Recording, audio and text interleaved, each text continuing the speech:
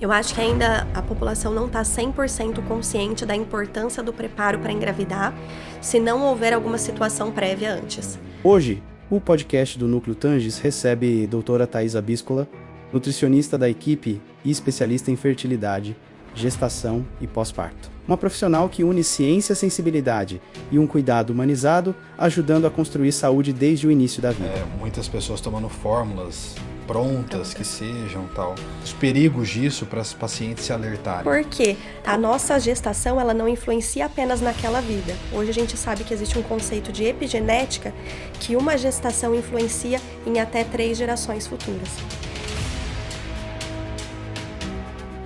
Estamos começando mais um episódio do podcast do Núcleo Tanges e hoje trazendo aqui para vocês uma profissional de excelência, nutricionista aqui da equipe, focada muito na nutrição pré, pós-gestação, e a gente vai falar muito sobre isso agora. Então, para você que está chegando aqui agora, não deixe de curtir, acompanhar, encaminhar, compartilhar o vídeo.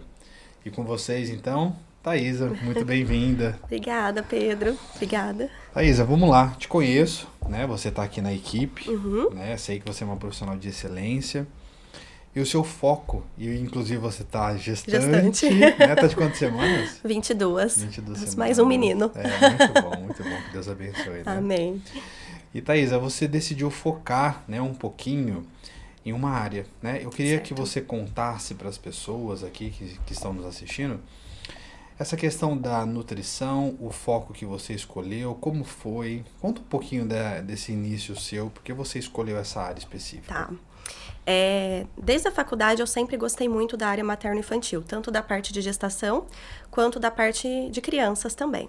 Só que aí, os rumos que foi tomando aí o mercado de trabalho, eu acabei caminhando por outros lugares, e eu acabei indo para uma indústria de suplementos alimentares, que lá eu fiquei por 7 anos. E lá eu tive contato muito grande com suplementação. E isso foi despertando algo que eu gosto muito e o quanto isso pode ser agregativo na vida das pessoas. No meio disso, eu engravidei do meu primeiro filho em 2020. E aí foi um universo totalmente novo para mim e eu precisei começar a estudar novamente, mais a fundo, a parte de nutrição materno-infantil. E tudo que eu fui estudando, eu fui aplicando em mim, na minha gestação. E eu fui entendendo tudo, o que seria de importante para o meu filho, o quanto aquilo era benéfico para uma gestação mais saudável, para o bem-estar materno, para o bem-estar da criança.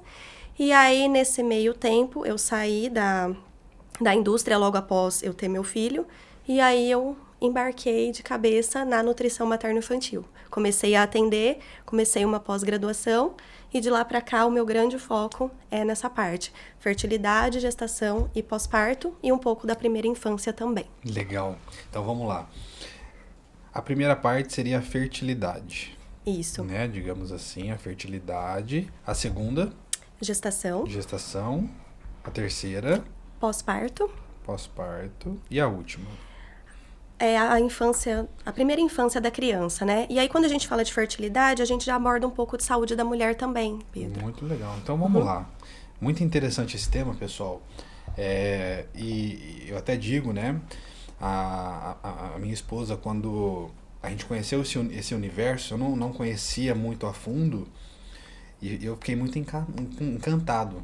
E muitas coisas que eu nem imaginava, né? Eu acho importante a gente passar isso para as pessoas, né? Tá. A Thaís, então, atende no núcleo, pessoal, para vocês que querem, né? Tem uma indicação, querem conhecer um pouquinho mais, o telefone vai ficar aqui na descrição, tá ok? Com relação à fertilidade, fala um pouquinho mais. Como é que é feito esse acompanhamento? Qual que é o momento que a paciente te procura? Tá. Existe um tempo? É feito um planejamento de quanto tempo? Como é que funciona? A gente tem vários perfis de pacientes, né, quando vem buscando a fertilidade. Tem aquelas mulheres que hoje já têm uma grande consciência da importância de uma alimentação, de uma qualidade nutricional, de preparar o corpo para engravidar. Muitas vezes vai começar as tentativas e quer organizar o aquário, vamos dizer assim. Tem aquelas mulheres que vêm com algum diagnóstico prévio, então alguma mulher com síndrome do ovário policístico, endometriose, com alguns abortos de repetição, e que aí a gente tem uma outra linha de tratamento. E tem aquelas mulheres que estão há um longo tempo tentando engravidar e que muitas vezes têm que ir para a fila de fertilidade. E aí, para cada uma, a gente vai fazendo um tipo de abordagem. Aí, o que a gente faz? A gente entende o cenário daquela paciente, a gente entende todo o histórico dela, faz toda uma anamnese, sinais, sintomas, pedido de todos os exames laboratoriais para entender como que está a saúde daquela paciente. E, diante disso, a gente adota a estratégia para poder conduzi-la de acordo com a realidade que ela está vivenciando. É uma mulher de aborto de repetição, uma mulher de endometriose, síndrome do ovário policístico, vai fazer fertilização in vitro. Para cada uma, a gente vai adotando uma abordagem e usando suplementações específicas para auxiliar e melhorar a qualidade daquele sistema reprodutor, a qualidade daquele óvulo, a qualidade daquele ovário, melhorar o espessamento endometrial. E também a gente faz uma atenção para o homem. Então, muitas vezes eu solicito alguns exames para o homem também, porque é importante a gente entender como que está a saúde do lado masculino, vamos dizer assim, né? Porque bebê é 50-50. Então, a gente faz um apanhado também do casal para dar munição para a gente potencializar as chances daquela paciente engravidar. Muito interessante. E isso, geralmente, você está com um braço junto com o ginecologista. Como é que funciona o manejo disso? Normalmente, sim. Eu sempre peço para ter o acompanhamento obstétrico, né, ou ginecológico. Tem alguns pacientes que já vêm, que passou por algum endócrino, que passou já por alguma clínica de fertilização. Então, tudo vai dependendo do histórico do paciente. Mas, assim, a gente precisa do obstetra conjunto para tratar fertilidade, gestação e o pós-parto, né? Querendo ou não, todo o manejo, a gente precisa estar interagido junto com essa especialidade médica. Tá. E dentro da fertilidade aqui, Thaisa, o que você sente, assim, que é o mais difícil para você, assim? Os pacientes vêm com alguma tentativa. Qual que é a sua maior dificuldade? Assim, o que você enxerga? Eu acho que é a expectativa e a ansiedade do casal, Pedro. Porque, assim, até em consulta, uma coisa que eu falo muito, a gente modula alimentação, suplementação, parte hormonal, estilo de vida, histórico, genética. Só que o principal que precisa estar alinhado é lá dentro, que é o mental, o emocional e a fé daquela paciente, né? Daquele casal. E aí, muitas vezes, é um casal que passou por N situações, é um casal que está fragilizado, é um casal que está ansioso para receber essa dádiva de Deus. Então, a gente tem que ter um cunho emocional e uma empatia muito grande ali para lidar com essa situação, né? E até fazendo um adendo pessoal, eu vivenciei no final do ano, eu tive uma perda gestacional, né? E foi bem ruim, mas assim, eu falo que me fez entender um pouco mais o que esse perfil de paciente sente, com a dificuldade ou com uma perda gestacional. Que eu tive a perda, depois eu precisei esperar 5 meses para acontecer, e é um misto de uma ansiedade muito grande. E aí, onde que a gente tem que estar pautado? Acima de tudo, na sua fé, no que você acredita, para que você consiga fluir no caminho. E, ao mesmo tempo, ter pessoas, ter profissionais que possam te auxiliar para saber que está tudo redondinho com a sua saúde, que você está pronta para receber esse bebê. Isso faz muita diferença ali no bebê, né, assim, Thaisa? Então, assim, igual você falou, é 50%, né? E aí, essa questão que você falou do homem nesse momento, ele já vem nessa primeira consulta ou não? Como é que funciona? Alguns vêm quando, assim, depende muito do casal, Pedro. Tem homens que têm uma resistência maior e tem homens que acho que já estão vivenciando todo o processo, que já fazem questão de estar presente na própria consulta, né? Mas mesmo aqueles que não estão, eu abordo alguns pontos com a paciente para entender um pouquinho da saúde daquele homem, composição corporal, como que é um pouquinho da alimentação, se tem algum histórico familiar de alguma doença crônica, se usa alguma suplementação, se treina, para a gente ir tentando modular um pouco também e fazendo esse homem entender que o quê? Que a qualidade também do espermatozoide depende do estilo de vida dele. Sim. E isso também vai influenciar no aumento das taxas de engravidar daquele casal. A gente potencializa a qualidade do óvulo, mas também tem que potencializar a qualidade do espermatozoide, né, do homem. E o que você diria, assim, de um tempo bom para fazer esse planejamento Tirando algumas doenças mais agressivas ali no útero, algumas patologias, o que você considera de tempo ideal, assim, bom, eu tô pensando em ter filhos, né? Quanto tempo antes começar a organizar? A gente hoje fala assim de ter uma programação metabólica, né, para esse organismo. O que seria isso? A gente amenizar possíveis riscos, diminuir a inflamação, diminuir estresse oxidativo. Hoje a gente fala em pelo menos ali uns 3 meses de preparo antes do engravidar. Só que tudo isso é muito relevante, né, Pedro? Se eu pego, por exemplo, uma paciente que já está ali por volta de uns 39, 40 anos, ela não tem tempo muito de espera. Então, a gente já começa com o tratamento e se tiver liberação médica para iniciar as tentativas de engravidar, a gente já deixa conduzir. A gente não tem um tempo tão longo. Se for um casal que já, assim, a mulher ainda está um pouco mais nova, que o número de folículos é um pouco maior, às vezes eu peço 3 meses, 4 meses, a depender da situação anterior daquela paciente. Ótimo, muito bom. E aí a gente entra então na gestação, né? Então passou a fertilidade, né? Fez todo o acompanhamento, aí vem a gestação. Nesse período, quais são os pontos principais de atenção para a gestante? Tá. Eu gosto de falar bastante para elas que a gente tem uma oportunidade muito grande na gestação, que seria o quê? A programação metabólica dessa criança, e a gente tem uma janela ouro. Por quê? A partir do momento da concepção até os 2 anos de idade, que seriam os 1000 dias da criança, a gente tem uma janela de ouro onde acontece o ápice do neurodesenvolvimento infantil. Então, o cérebro ele cresce total até os 7 anos de idade e metade da massa cefálica se forma até os 2 anos. Então, a gente tem um pico de sinapses, de formação neuronal muito intenso. E tudo o que a mãe faz no período gestacional é transferido para essa criança, né? Por meio da parte, até mesmo da questão de DNA. Então, por isso que é tão importante o quê? O perfil de alimentação, o perfil de estilo de vida, o perfil de suplementação que aquela mãe tem nesse momento vai modular para essa criança ou saúde ou doença a curto, médio e longo prazo. Então, a gente tem uma oportunidade muito grande num período de apenas 9 meses de fornecer saúde para uma vida inteira de um indivíduo. Demais, né? Então, assim, é um ganho muito grande, né? Então, e é importante a gente nutrir bebê e nutrir mãe também, porque muitas vezes a gente só pensa no bebê, mas não, aquela mãe tem que estar bem, tem que estar disposta, tem que estar com vitalidade, não pode estar com deficiências, a gente precisa olhar para a autoestima dela. Então, é um conjunto de fatores para aquele bebê estar crescendo bem e, ao mesmo tempo, aquela mãe estar bem cuidada. Nossa, é demais, né? E muitas pessoas não têm essa ideia, né? Não, ainda não. E eu fico pensando, né? A gente tem que alcançar as pessoas, né? Por isso a importância desse movimento e você tá aqui falando, porque veja, são 9 meses de dedicação ali. Eu vou dar um exemplo do meu caso, por exemplo, que nem a gente faz cirurgia, é 1 ano que eu falo para os pacientes de cuidado mais intenso com a cicatriz. Sim. Para depois ficar tudo bem. Então imagine que a gente vai viver, sei lá, 90 anos. O que são 9 meses? Porque muita gente tem que tomar uma decisão, deixar de comer alguma coisa. Exatamente. Deixar os prazeres, assim, né, muitas vezes ligados às questões emocionais, de lado, por uma vida mais saudável para o nenê. Como é que...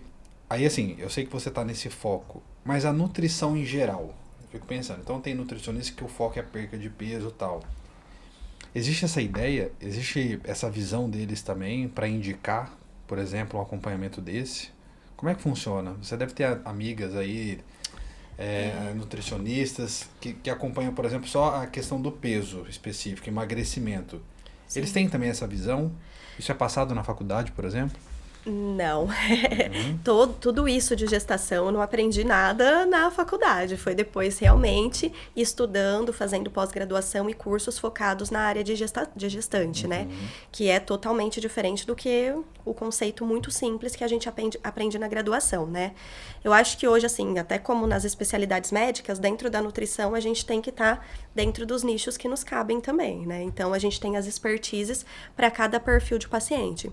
Então, hoje o que eu vejo dos colegas são os profissionais que atendem esportiva, focam ali na esportiva, tem os de endurance, tem os que são estética hoje, que também está bem alta, a parte de emagrecimento e a parte de nutrição materno-infantil. Porque é uma abordagem bem diferente mesmo, as condutas mudam muita coisa, a gestante, ela exige um cuidado totalmente diferente, o que pode, o que não pode, uma suplementação muito específica. Então, eu acho que tem essa divisão sim hoje. Legal, muito bom. E aí, passando na gestação, foi tudo bem, né? A paciente ali seguindo as orientações, vem o pós-parto, né? E você já meio que deu um briefingzinho aí. O pós-parto, os pontos principais, detalhes, né? Como é que são as condutas, o manejo nesse período? Certo. O pós-parto, eu costumo falar para as gestantes também, para as meninas, né, no pós-parto que eram gestantes, que o pós-parto ele também reflete muito de como foi aquela gestação. Então, o que acontece? Na gestação, inclusive, a gente faz modulação de como? Trimestre a trimestre. Então, assim, a prescrição de uma suplementação que começou no primeiro trimestre, ela não vai até o final da gestação, porque a necessidade nutricional muda, os exames laboratoriais oscilam, a gente pode ter N intercorrências, então a gente tem que ir avaliando aquela gestante de tempos em tempos.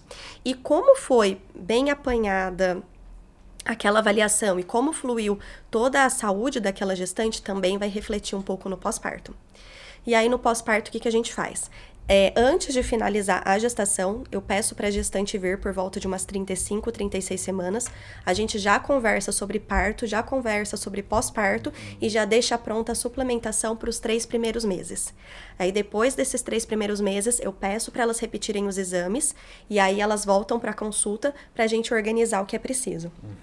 E aí, nesse pós-parto, a gente já pensa em saúde do cabelo, questão de ferro, as vitaminas que são necessárias para potencializar ainda mais a qualidade do leite materno, o que é interessante ser passado para a criança, inclusive um pouco de foco, concentração, disposição para aquela mãe que vai estar num período mais demandado de vida. Então, a gente vai fazendo algumas organizações para aquele momento de vida dela também. E quanto tempo, Thaisa, dura esse período? De pós-parto? Normalmente eu peço para elas, eu deixo uma suplementação pronta para 3 meses e aí depois eu peço para elas voltarem. Aí vai depender de como que elas estão. Tem mães que ainda voltam amamentando, aí a gente tem uma linha de condução. E tem mães que já optaram, talvez, por finalizar a amamentação por algum motivo. E aí a gente tem uma liberdade maior para tentar fazer alguns outros manejos. Que algumas já vêm com a questão de voltando o corpo, a questão um pouquinho de emagrecimento, de flacidez, de massa muscular. Que aí a gente começa um outro trabalho associado. Enquanto a mãe está amamentando, a gente ainda tem algumas limitações ali com aquela paciente. Porque suponhamos que uma paciente, ela vai amamentar, sei lá, 2 anos, 1 ano. Esse acompanhamento, a parte nutricional dela é totalmente diferente, né? Totalmente diferente. Desde a parte hormonal, desde a parte de composição corporal, desde a parte de foco, concentração, disposição e toda a demanda que ela tem. Porque enquanto ela amamentar, ela precisa de um recurso energético para a produção de leite materno.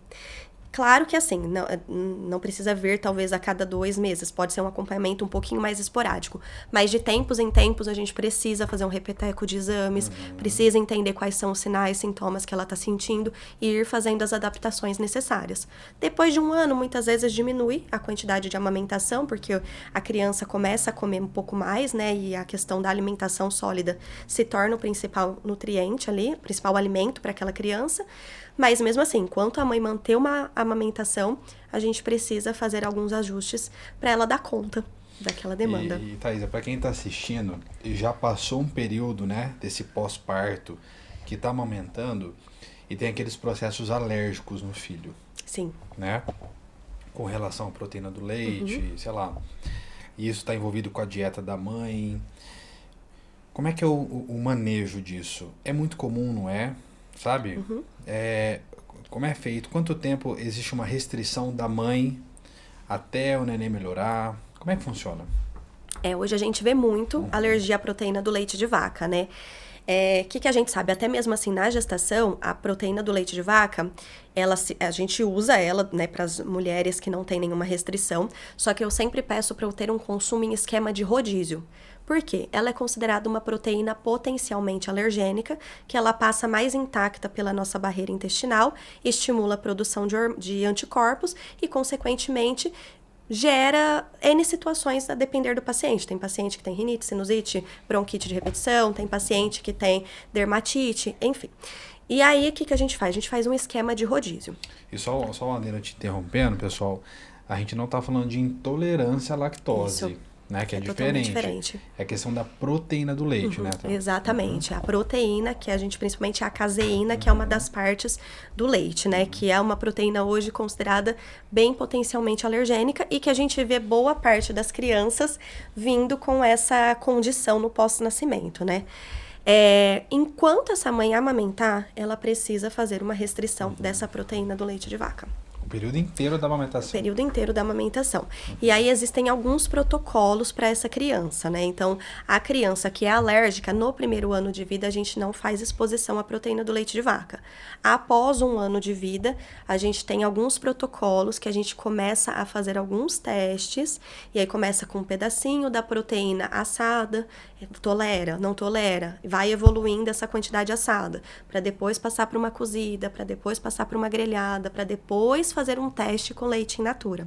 Mas esse é um processo que dura um tempo bem considerável e que é necessário ter uma ação conjunta com o pediatra nesse momento, até a gente saber se aquela criança pode ou não pode fazer uso da proteína do leite na vida dela. Muito bom, muito bom.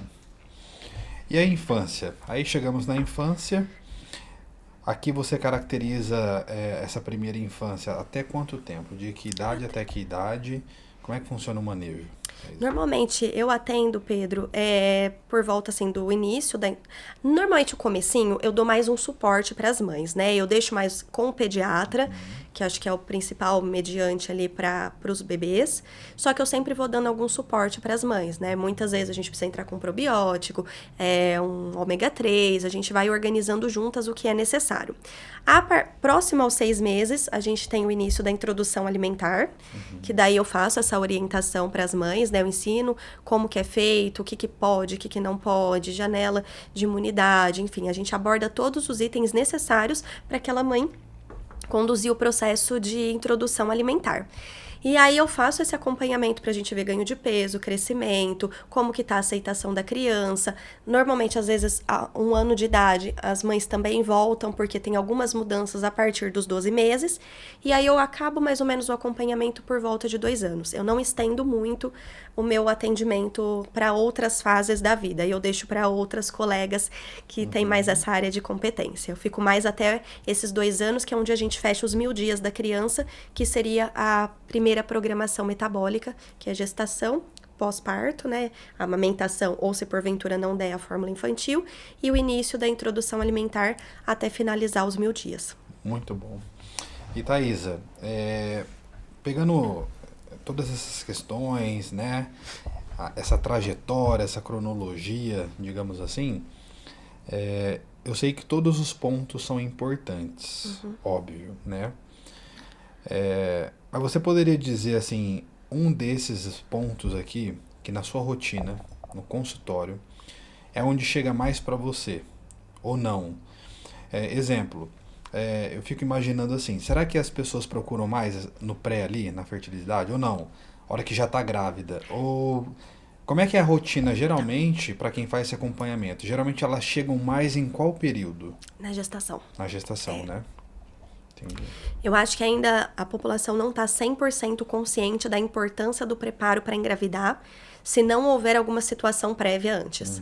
Alguma dificuldade, alguma situação clínica. E boa parte das gestantes vem já no primeiro trimestre sabendo da importância de modular a alimentação e querendo um bem-estar, mas muitas também vêm quando está tendo alguma situação por trás. Então, muitas vêm, às vezes, de encaminhamento médico com diabetes gestacional, com uma pré-eclâmpsia, com uma restrição de crescimento intrauterino. Então, isso acontece também. Então, boa parte vem mais no momento da gestação. Muito Principalmente bom, ali por volta de umas 14 semanas depois que passou o primeiro trimestre. Certo. E aí, veja, muita coisa poderia se evitar aqui, né? Então, suponhamos que uma coisa é você estar nesse período da gestação, né? Exemplo, nas primeiras 8 semanas ali. Outra coisa seria depois de 3 meses, 6 meses. Concorda, né? Sim. Pela cronologia, pela formação e tal. Você consegue, durante o seu tratamento, né, obviamente junto com o obstetra, mesmo a paciente chegando um pouco tarde, reverter? Eu quero dizer assim, por mais que às vezes chegue um pouco depois, é melhor chegar um pouco depois do que antes ou não? Como é que funciona?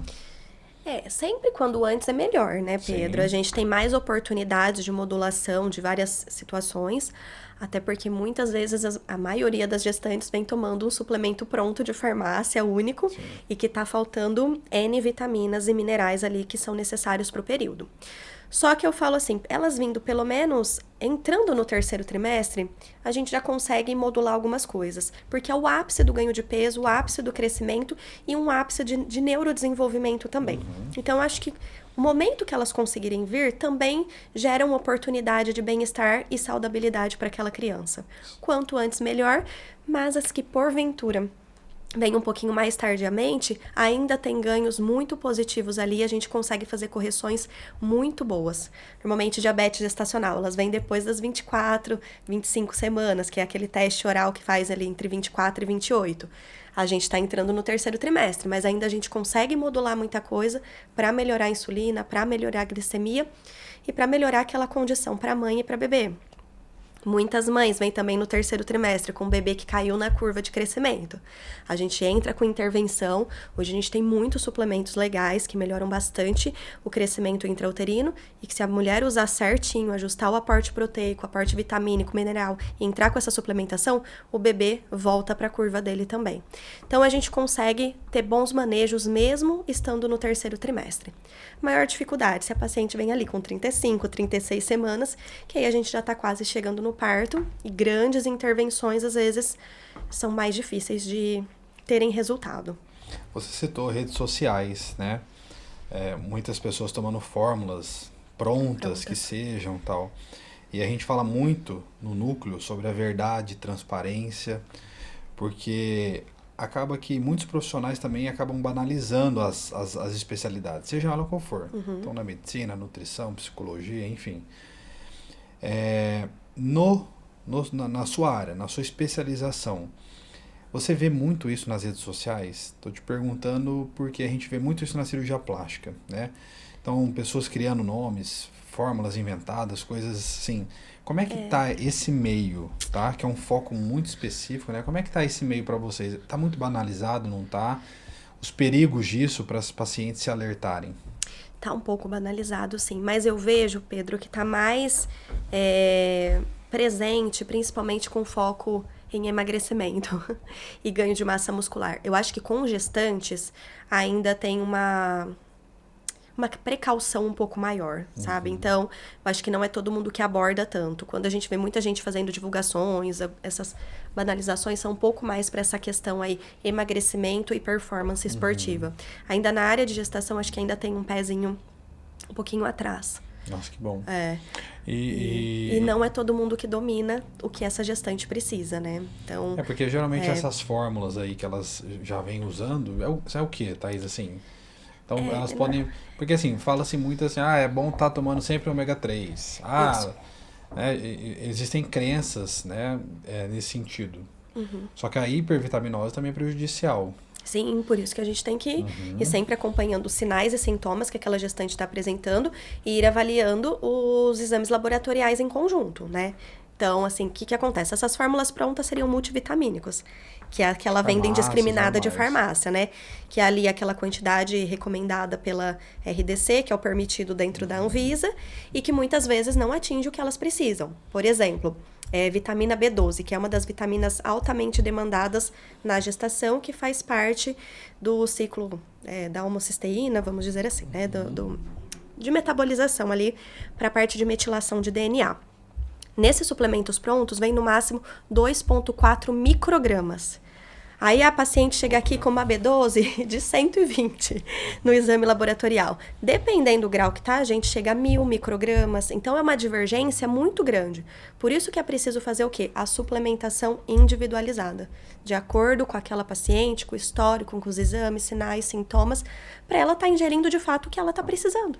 Porque cada organismo é um, cada indivíduo é um e cada realidade é única. Legal. Você falou da vitamina B12 e para nós também ela a gente avalia muito ela na inflamação, né? A homocisteína que você disse. Se você pudesse ponderar 3 vitaminas, cruciais que vocês ficam mais de olho, sabe? Ó, Pedro, essas aqui são as 3 principais que a gente fica de olho, que o baixo nível podem ter complexidades, o pós-parto, enfim, na gestação. Tá. Tem isso ou não? A gente não tem só 3, viu, Pedro? As principais. A gente tem, assim, um mix de vitaminas e minerais, ele acaba se estendendo um pouco no período gestacional. Eu brinco assim, ó, que até os 25 anos a gente cresce. Depois dos 25 a gente entra num processo de envelhecimento. E com a realidade de vida que a gente tem, com estresse, ansiedade, a rotina de trabalho, os nossos alimentos hoje, eles não entregam mais a mesma quantidade de vitaminas e minerais devido à alteração de solo. Eu falo que todo mundo precisaria de alguma complementação ali na rotina. Mas a gestante, ela precisa de um apanhado mais geral. Só que eu costumo brincar com as gestantes, que se elas estiverem com status de ferro, de B12 e de vitamina D em dia, é uma gestante que não quer guerra com ninguém. Por quê? Se ela começa a ter essas deficiências, ela começa a entrar num estado de depressão, ela começa a ficar muito cansada, começa a gerar anemia, né, dos diferentes tipos nela, a vitalidade dela cai, a imunidade dela cai muito. Então, a gente precisa, pelo menos, que isso esteja garantido. E, claro, ela precisa do metilfolato, que é a forma ativa do ácido fólico, a gestação inteira, o ômega 3 para o neurodesenvolvimento da criança e também para a prevenção de depressão pós-parto. E todas as outras vitaminas do complexo B, porque tudo vai agir principalmente na onde? Naquele cérebro daquela criança. Ótimo. E Thaisa, para finalizar, é um assunto riquíssimo em informação, né? Eu queria que você deixasse um recado, né? Um recado. Imagine uma pessoa que está aqui nos assistindo, ela pode conhecer alguém que pode estar passando com dificuldade para engravidar, como você falou, ou alguém que esteja ali nesse período gestacional, ou ela mesma está passando por isso, ou às vezes até um paciente masculino que esteja ouvindo e a mulher não conhece. Para essas pessoas, né? Um recado principal que você poderia deixar de alerta, de dica, que seja para o pessoal. Não, eu acho, Pedro, que a consciência da importância realmente do papel da alimentação, do cuidado com o corpo, do cuidado com o aquário que essa mulher tem, é muito importante para ela entender as fases que estão por vir quando ela almeja ter uma criança na vida dela.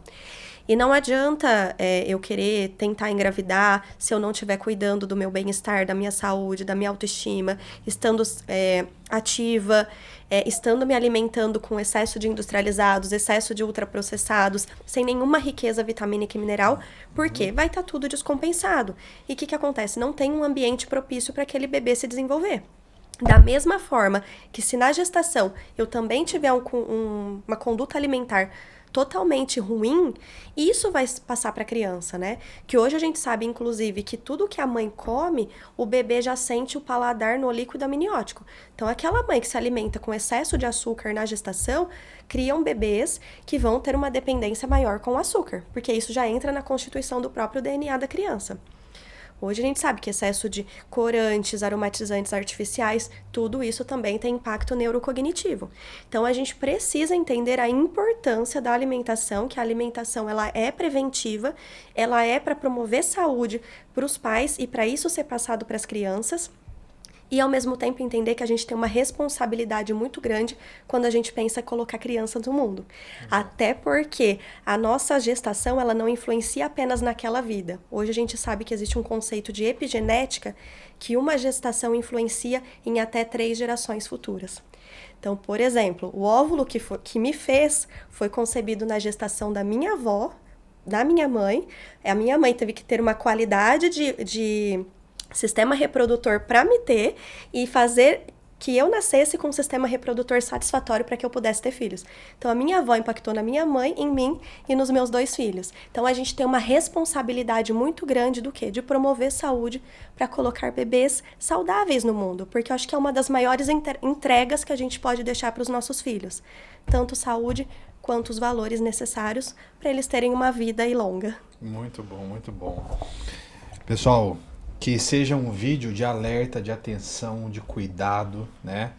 E os filhos são as maiores bênçãos da nossa vida, né?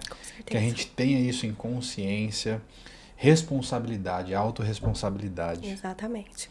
Muito Exatamente. obrigado, viu? Obrigada Parabéns, eu pela viu? oportunidade. Parabéns, obrigado. Obrigada eu. Muito bom.